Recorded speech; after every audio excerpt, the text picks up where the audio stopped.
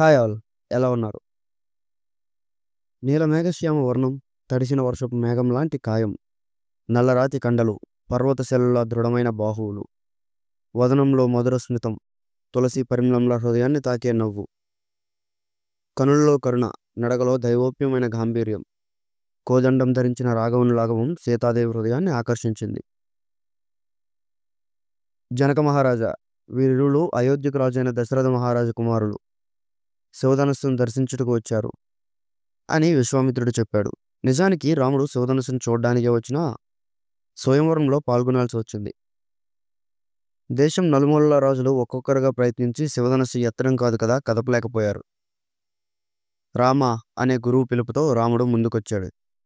నెమ్మదిగా శివధనుస్సును సమీపించాడు రాఘవుడు. విల్లు ధరించడానికి విశ్వామిత్రుడు అనుమతి తీసుకున్నాడు. ఎవరు కనీసం కదపలేకపోయిన ఆ ధనుస్సును రాఘవుడు సునాయాసంగా ఎక్కుపెట్టి ధీమాగా నారిలాగాడు. పెద్ద కొండ విరిగినట్టు, ఆకాశం పగిలినట్టు, అగ్నిపర్వతం పేలినట్టు, పెల పెల పెలమను భీకర ధ్వనుల వింటిని నారి సంధించగా శివధనస్సు రెండు ముక్కలైంది. కూర్చున్న వాళ్ళు ఆశ్చర్యంతో నిలబడిపోయారు. నిల్చున్న వాళ్ళు కూలబడిపోయారు. ప్రజలంతా ఆహాకారాలు చేస్తున్నారు ఆనందంతో. జనకుడు ఒకేసారి ఆనందం, ఆశ్చర్యం కలబోసుకున్నాడు.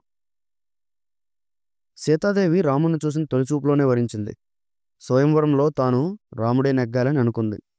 ఒకరి కోసం ఒకరు పుట్టారు కదా మరి. అయినా దేవుడే పోటీకి వచ్చినప్పుడు గెలవడం మానవతరమా? నడక నేర్చిన పూలతీగల సీతాదేవి చేతిలో పూలమాల పట్టుకుని తలదించుకొని మెల్లగా రాముని దగ్గరకు వచ్చి రాముని మెడలో పూలమాల అలంకరించింది. ఆకాశం నుంచి దేవతలు పుష్పవర్షాలు కురిపించారు. ఓడిన రాజులు తప్ప అందరూ ఆనందంగా ఉన్నారు. విశ్వామిత్రుడి కళ్ళల్లో శిష్యోత్సాహం కొట్టొచ్చినట్టు కనిపిస్తుంది.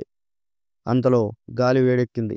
ఆకాశం చీలినంత శబ్దంతో అగ్నిజ్వాలలాంటి ఒక తేజోరూపం, క్షత్రియ సంహారకుడు, భృగువంశ తపోమూర్తి రాజర్షి పరశురాముడు ప్రత్యక్షమయ్యాడు. ఆ భార్గవరాముడు సింహమల్లె గర్జించాడు. యవనకెట్టి ఖండకావరం, శివధనుర్భంగం కావించిన మూర్ఖుడెవడు ఈ భార్గవరాముడు క్షమిస్తాడని అనుకున్నాడా? నిశ్శబ్దం, భయం, కొంతమంది మొహాల్లో గౌరవం. ఆ రాజమందిరం మొత్తం నిశ్శబ్దం నింపుకుంది. విశ్వామిత్రుడు చిరునవ్వు నవ్వుతూ రాముని కళ్ళల్లోకి చూశాడు. రాముడు ఒక చిన్న చిరునవ్వుతో పరశురాముడు వైపు 2 అడుగులు ముందుకేశాడు.